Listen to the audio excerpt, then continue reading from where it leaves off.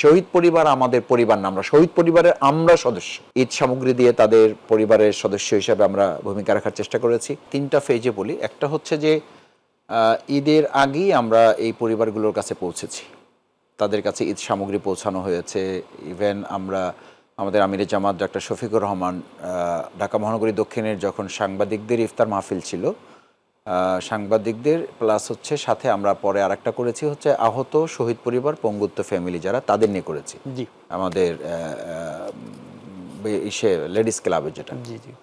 তো সেখানে আমাদের প্রায় কয়েক হাজার ভাই বোনেরা এসেছিলেন, শহীদ পরিবার প্লাস আহত। সেখানে আমিরে জামাত প্রকাশ্যে ঘোষণা দিয়েছিলেন যে এইবার জামাত ইসলামের প্রতি নির্দেশনা হচ্ছে, ছাত্র শিবিরের প্রতি নির্দেশনা হচ্ছে যে তারা শহীদ পরিবার আহত পঙ্গুত্ব পরিবারগুলোকে নিজের পরিবার ধরে তাদের সাথে ঈদ করতে হবে। ইভেন আমিরে জামাত এই পরিবারগুলোতে গিয়েছেন। আমিরে জামাত সকালে বাইতুল মোকাররমে জামাত আদায় করেছেন।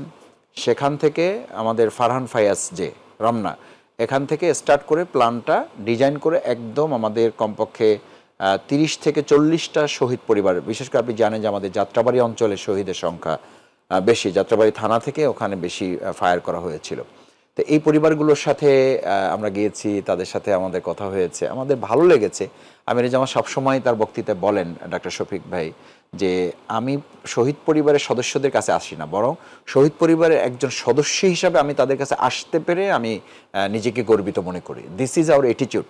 তো এটা হলো একটা, বলছি যে আমরা শহীদ পরিবারকে আগেই ঈদ সামগ্রী দিয়ে তাদের পরিবারের সদস্য হিসাবে আমরা ভূমিকা রাখার চেষ্টা করেছি।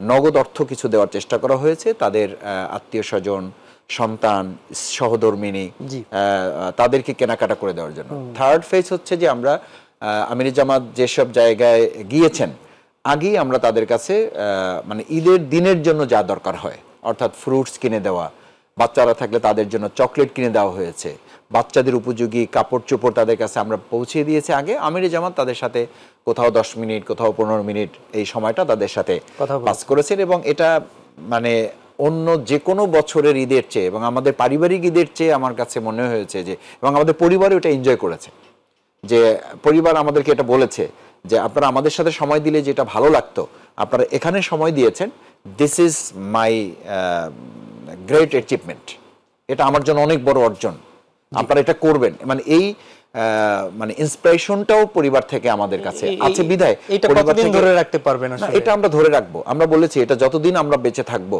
এটা আমিরে জামাত বারবার বলেন, ছাত্র শিবিরের কেন্দ্রীয় সভাপতি এখানে আছেন, সে তার জায়গা থেকে বলে, আমরা একজন কর্মী হিসাবে আমাদের জায়গা থেকে এটা আমরা বলি যে শহীদ পরিবার আমাদের পরিবার না, আমরা শহীদ পরিবারের আমরা সদস্য।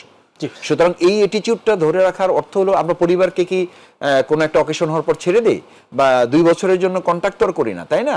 পরিবারের সাথে আপনার কন্ট্রাকচুয়াল তো মানে রিলেশনটা হচ্ছে তো আত্মিক রিলেশন। আমাদের শহীদ পরিবারকে আমরা যতদিন বেঁচে আছি, সংগঠন যতদিন আছে, পৃথিবী যতদিন আছে, ততদিন তাদের সাথে আমাদের এই আত্মার সম্পর্কটা পরিবারের সদস্য হিসাবে এটা আমরা পালন করব।